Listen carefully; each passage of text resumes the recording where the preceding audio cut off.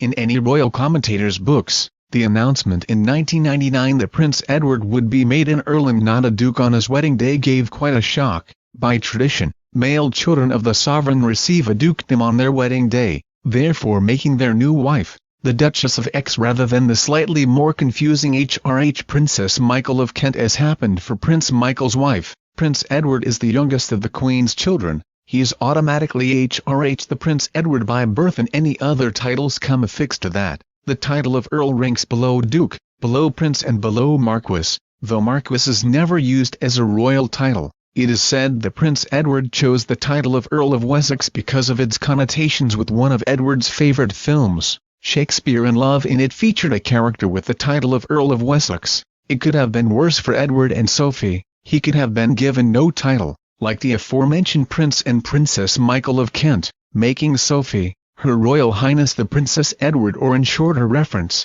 Princess Edward. But all this still doesn't answer why Edward wasn't made a duke. Even one of the Queen's grandchildren was made a Duke of Cambridge, so why not Prince Edward? This was, according to official sources, because one day, when Prince Philip dies, Prince Edward will get the title of Duke of Edinburgh in order to continue the present Duke's work. Despite this claim and assurance that this will happen, due to succession to titles laws, it won't be direct and under some circumstances, may not happen. Ultimately, Prince Philip will have to die in order for Prince Edward to receive the Dukedom of Edinburgh, but it's not quite as simple as the succession to the crown, where it passes straight to the next in line. In fact, by default, Prince Charles will inherit the title of Duke of Edinburgh, and if he is king at time, the title will merge with the crown. If he is not king, the Queen will be able to reissue the title. To complicate matters further, if Charles is on the throne, he doesn't have to issue the title to Edward, nor does Her Present Majesty.